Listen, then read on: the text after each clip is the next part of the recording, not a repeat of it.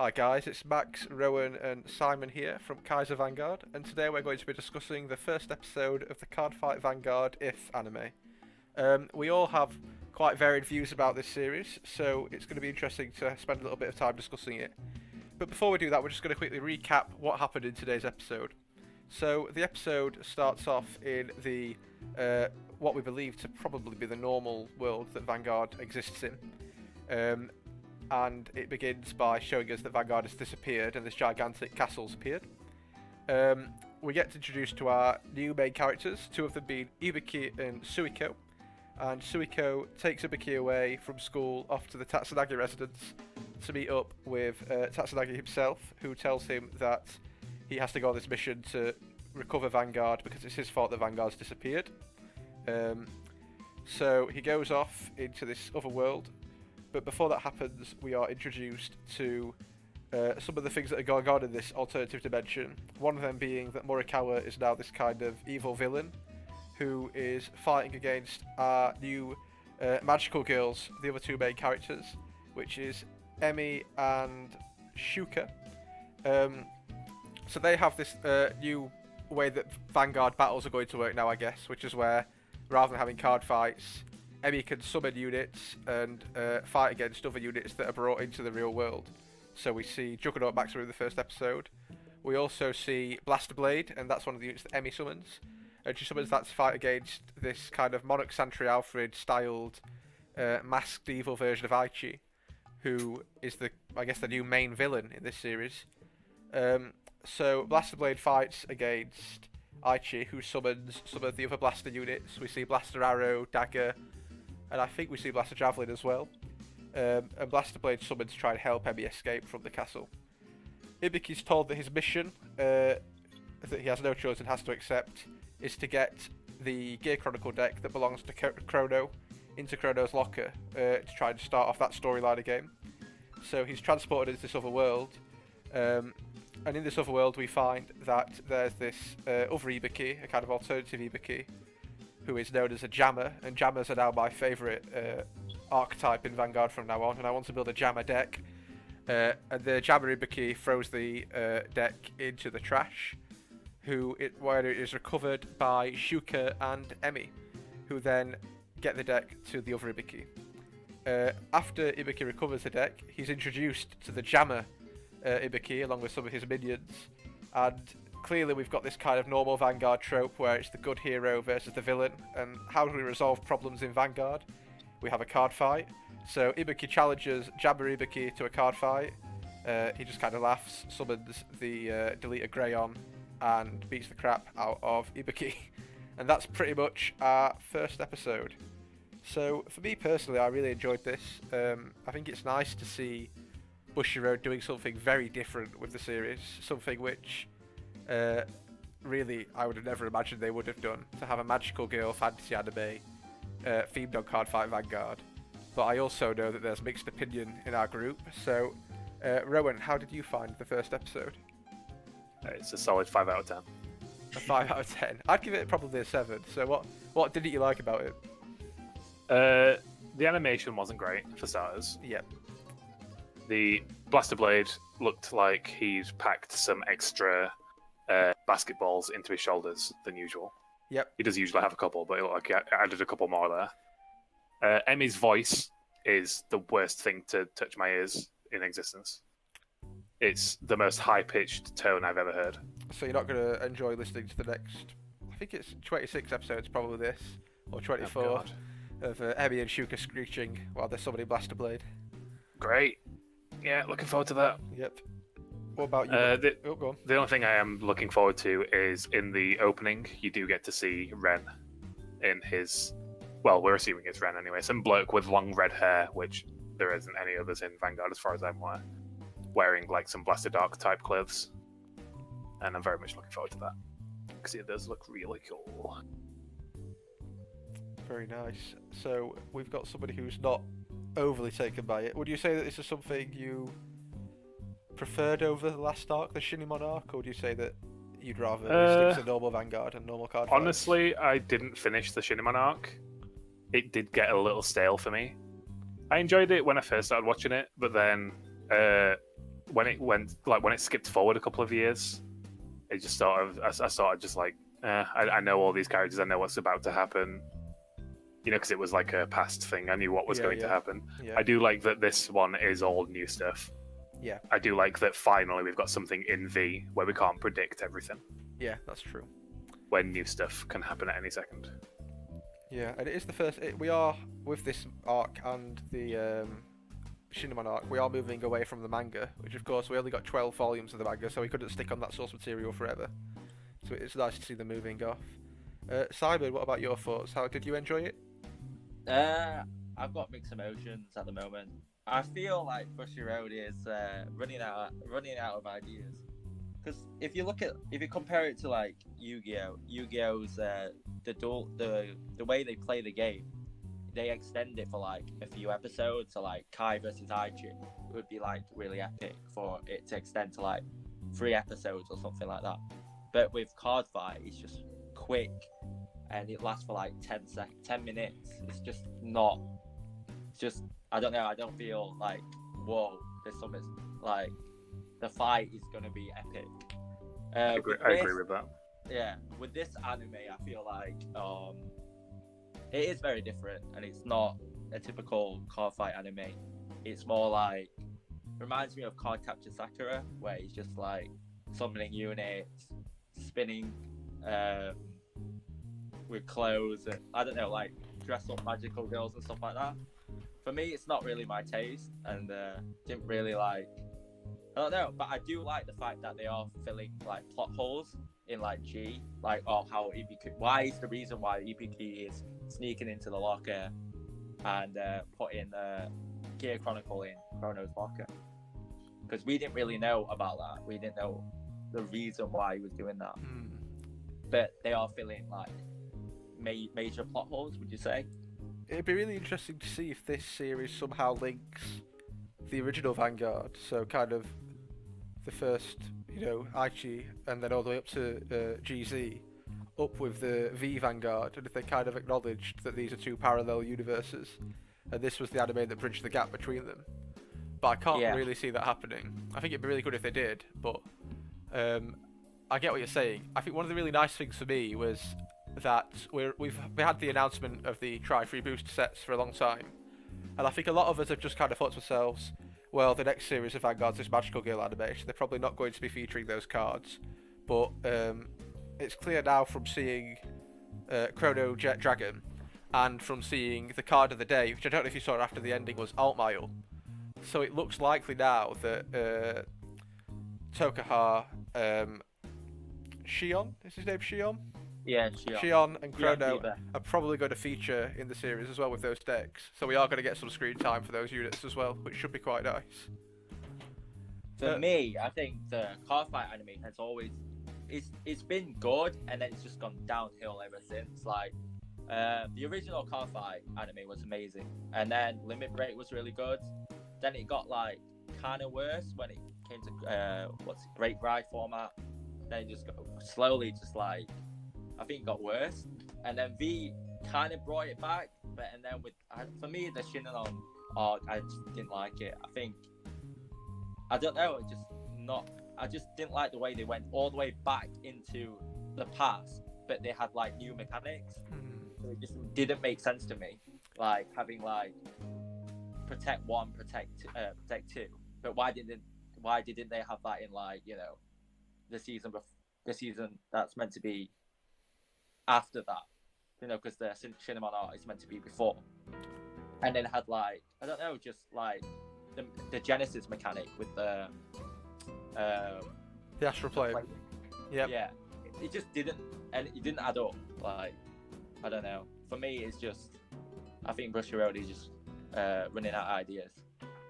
Well, one thing I'd absolutely love to see, because they've like clearly done this multiverse type thing, and they've obviously gone into this world that's like G. It's obviously not the exact same world as G, considering he's got the standard Chrono Jet rather than the G format Chrono Jet. Yep. I would like them to go into the actual G world at some point and play against someone who's got like an extra deck. So they did a series of premium decks or something.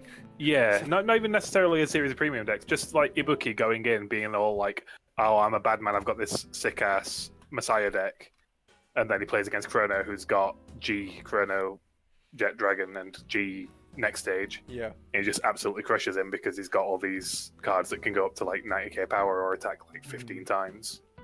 I just think that'd be really funny, and just watch like the reaction of Ibuki if he had to play against a premium deck, because obviously no one in the V world should technically know that premium is a thing. I guess. Never gonna. I don't think they're ever gonna do that because they. I think there's like a 90% chance they won't, but I'm hoping on that little 10% chance. I think the thing that I really like about this isn't so much that they're doing a Magical Girl anime, it's that it's showing that Bushiroad are willing to do things that deviate from the normal kind of, you could call it, your Yu-Gi-Oh! Track playing kind of, we're going to play card games to save the world or to beat this guy. And they're saying, actually, we don't have to do every single series where people play card games. And what I'd like to see coming from that isn't so much something like this, where they're summoning units into the real world. I'd like to see them take the Shining Star Gaiden manga, which is a manga, for those of you who don't know, that focuses around Alfred and Blaster Blade in Cray, and kind of the way that the units in Cray function. So when the original game was out, a lot of lore was produced about the units that we don't get now, and that lore was normally formed from things like Genkiken Bushiroad, which featured this serialization of stories from the planet Cray. And I'd absolutely love to see them make an anime of that manga, an anime that focuses around all the units in Cray. You could do a trade war between the Genesis and Oracle Think Tank, or you could do the war between Shadow Paladins and Royal Paladins, or kind of Dragon Empire versus United Sanctuary. And we got a little bit of that in the Shinimon anime. We got the thing where they showed Genesis breaking into the Great Nature University. I'd really like to see more of that and more things about the units, because actually I think more people than not place more interest in the units than they do in the characters. And I'd rather see a series about Dudley Emperor and Juggernaut Maximum, and a series that focuses on kind of the Spike Brothers than another series set on Earth. I'd love to see an anime series focused on the units. Like the clan lore, you prefer like... Yeah, like the clan lore. Yeah. Yeah, I completely agree. Like the whole, I'd love to see the backstory of Eunice and how he became Blaster Dark. That'd be really cool. If anyone didn't know that, there's a card called Junas, which is a Royal Paladin card, and that is Blaster Dark when he was younger, basically. Yeah. There's also, I don't know if you ever saw it, the Blaster Dagger backstory, the Shadow Paladin Blaster Dagger. Yep. I absolutely love that story. So basically, for anyone who doesn't know, Blaster Dagger is just like this normal human guy in the United Sanctuary somewhere who's blind, walking the streets. He's basically really poor. And then Blaster Dark says something, like I read it in Japanese and I can't read Japanese. I basically just looked at the pictures. But Blaster Dark says something along the lines of, it's like, you're a burden or something like that, so kill yourself, basically. And Blaster Dagger takes the dagger and goes to kill himself, and then Blaster Dark stops it by grabbing the sharp side of the dagger, cutting his own hand, and then says, "You've got this power" or something, and then gives him the Blaster Dagger powers. And I absolutely love that story, and I think it just would be really cool to see that animated or something along those lines. Just like there are so many like really good stories in the card lore. Yeah, I think you're right, and I think there is lots of really good stuff about the Shadow Paladin, Royal Paladin stuff. I think the guy that made the blaster weapons was called Blasted or something like that. And there's this whole thing about how the blaster weapons are so powerful that if you're not strong enough, you can be corrupted by them. So a lot of the units that became Shadow Paladins received these blasted weapons, and they were corrupted by how strong they were, and corrupted by the weapons, and that's how they ended up forming into Shadow Paladins. Yeah, and then there's the whole. Did you ever read the Mordred Phantom lore as well? I've not read that, no. His lore's really cool. How he's like, basically started off as this dragon, and then all of a sudden he just disappeared, but this other random bloke on a horse showed up. So like nobody actually puts two and two together until he becomes Drag Ruler again. Oh right. But I don't think they ever actually said it, but a lot of people thought that he was Phantom Blaster Dragon originally.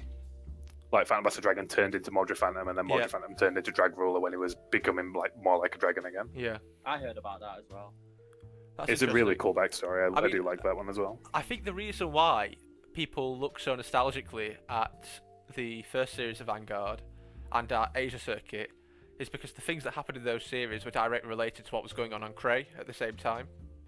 Yeah. And I think that's why people like them so much. I know I deviated quite a lot for this series, but I think what we're clearly getting from that is that what we need to see from this series is we need to see how Cray relates to what's going on in the storyline. You know, It's like the fight with Royal Paladin and Shadow Paladin, and it was like happening on Earth with Ren and Aichi, and then when all the clans got deleted as well, or was it deleted, or they were sealed away or something. Yeah, they were sealed away by Link Joker, I think they said. So it was basically deleted. it was Psyqualia at the time, wasn't it? It was Psyqualia Yeah. rather than Link Joker, but I think they pretty much said the same things. Because you've got a similar thing in the Neon Messiah movie where Ibiki would like delete a clan and then they'd just completely be wiped from everyone's cards. Right. I need to rewatch that. It's not good. I like it. I know, It's I got just lots of can't acid in remember it. it. But one of the really strange things about this series for me was, with Aichi being evil now, he's still got the Royal Paladins fighting on his side, and Blaster Blade's fighting against. So it might be that there's some corruption or some taint, almost like reverse perhaps, that's come upon Alfred and upon the rest of the Royal Paladin units. So Blaster Blade is teaming up with Emmy to try to unreverse all the kind of corrupted units that have been hit. It'd be really interesting to see if there's a clan, I guess it might be Gear Chronicle in this case, that is fighting back against this kind of corruption that's hitting all the other units. Well, I think Gear Chronicle's whole point in this anime is that they're supposed to be fixing the timeline. Yeah, I think so. Because they are the time clan, aren't they? So we might get our Zodiac Time Beasts back again. I am getting... Maybe. Currently. Maybe it's Aichi in an alternate universe, so it could be like Royal Paladin, as in like he doesn't have the Blaster Blade, so Emmy has the Blaster Blade from the proper timeline, but with this evil Aichi, maybe he just has the Blaster stuff and not have Blaster Blade. That's why the Blaster Blade from the real timeline is with Emmy trying to fight against Aichi on a different alternate timeline where he's the bad guy. Maybe. I'm getting a little bit tired of Aichi being evil. Yeah, it's happened This is the third or fourth time that he's become evil. Yeah, so he had the Blaster Joker arc, he had the Psyqualia arc, he had the... Did he ever get reversed? Yeah, he gets reversed in V. He gets reversed in V, doesn't he? Did never get reversed in normal. I think he fights against Misaki. He gets beat, but I don't think he gets reversed properly, because he fights against the Tatsunagi and he fights against Kai, doesn't he? Oh yeah. I thought he loses to. He loses to Ibiki in V, but he doesn't lose to Ibiki in the original series, apart from in the movie, where Ibiki almost beats him, but Blaster Blade throws himself in front of Aichi to protect him, so that he doesn't get. Well, Aichi doesn't get deleted, but Blaster Blade does. Blaster Blade does. Yeah. I mean, it's clear that there's lots of things going on here. So, just to round off, because obviously we don't want to make this a podcast like the Tuesday ones that you should check out, as a closing comment, what is the one thing you would like to see in the next episode? I'll start this off. For me, maybe like, I don't know, like, probably like more units with the. I don't know why are they doing deleters. I don't understand.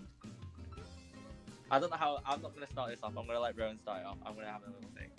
Well, going off on that, deleters are they're just the like straight up bad guys, aren't they? They're the bad deck. Yeah, they're the bad I guys. think they should have brought out Chaos, maybe like Chaos Breaker or I something like that. don't think V's ready for Chaos.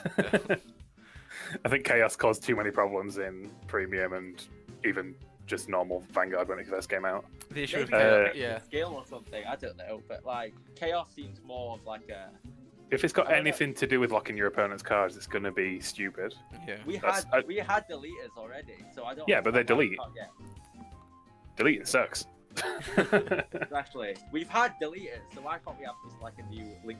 Why does it have to be Link Joker? Can't we just have a new clan or something? I imagine a lot of work goes into bringing out a new clan. I imagine it's really hard now as well because of Premium. I think the thing about new clans, just we're deviating off the question, but the thing about new clans, we pretty much got a new clan in the Genesis clan that came out in the last series. because it was just so unrecognisable from normal Genesis. Yeah, it was very different. It's Yeah, very different. Yeah. Yeah. So but the units still look Genesis-y. yeah, they do. Instead of using But the Genesis bolt, units also look like OTT units. Yep, true. Go Going on, back to that question though, what I'd like to see in the next episode, which is going to be the exact same answer for every single episode until it happens, Blaster Dark, because he is my favorite card, obviously. So I'm mainly just looking forward to seeing what they do with the Ren and Blaster Dark and Shadow Paladin and everything, because we've got the 4 generals thing going on in this episode. So we've seen Morikawa, and they took out Morikawa. He's now left the 4 generals. We were talking about it earlier, and Max said that Ren is probably going to be one of the 4 generals, but now thinking about it, he's probably not. Yeah, I think Because the 4 Kai generals is are likely to still. be the people who got deleted by Ibuki, Yeah. We or think by Tetsu. other people. There's a so- shadow on one of the generals' faces, looks like Tetsu's beard. Yeah, Yeah. and we know that Miwa never got deleted. So there's Tetsu, Kai, and then I think probably Kyo Yeah, for maybe. the other person. But I think Ren will either be his own separate thing, or maybe Ren will have his own generals, which will be Tetsu and Kyo. Yeah, or maybe Red will And be a then- magical girl. I would love to see Ren in a tutu. I think that Maybe would he'd be have really like funny. maybe he'd have like the Maka outfit on. I'd love to see Tetsu in a tutu. He's like the main person who That you would wouldn't make expect to see. sense. Yeah.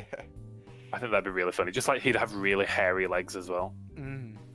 I For think that'd be me- really funny. Let's leave that thought there, Mudjud. For me, I think just like longer fights for Cardfight. Like, Yeah. Even if it's like I ride this, end my turn. Like they skip so much in the fights, and they could just extend like fights for like 2 or more episodes, which they won't do. Mm. Yeah. Yeah. That's what I would like. Obviously, I would like to see another movie come out, but I don't think they'll do that. Yeah. That's assuming that they do bring card fights into this anime, like this series. Yeah. Because I at the think- moment, obviously, they're not. They're just fighting with actual units. I think that's the thing I'm interested in. So the thing I want to see next episode is we saw Ibuki getting absolutely trounced when he asked for a card fight. So I'd like to see actually why is it a big deal to get Chrono's deck to him if we can't card fight? Yeah. Because- This might even just be one part of it as well. Mm, yeah. Like it might just be like first 3 episodes is all about getting Chrono's deck to him. The next 3 episodes are all about how they've been sent to Cray to fix something on there, Oh, that'd be or amazing. something It's, like it's that. just gonna be like multi-universe, I think. This anime. Yeah. Yeah, it's it's like gonna be it is literally a what if series. It's like Yeah. the whole Marvel what if thing that's coming out in Disney Plus in a couple of weeks or whatever it is. Yeah. I Like, it's all think just what gonna if have- stuff. It's gonna have some universe where they have fights, and then there's gonna be some universe where it's just units, and there's gonna be some universe where it's just like they're just gonna keep rotating. I think. Yeah. Yeah, but I think they'll try and make Ibuki, Suiko, Shuka, and Emi involved in all of them, Yeah. which So I sucks feel- for me because I don't care for Emi at all. Not a huge fan of Suiko. Ibuki, I constantly forget exists, and Shuka's a new character, so I've got no feelings on her yet. Yeah. So we've got our next episode coming out on Saturday. So what we'll be doing is we will be watching each episode, and then we'll be gathering together to have a discussion about it. So if you did enjoy this discussion, please tell us your thoughts on the latest episode, and we look forward to seeing you next week. So please subscribe, and we'll see you then. See you later, guys. Bye. Bye.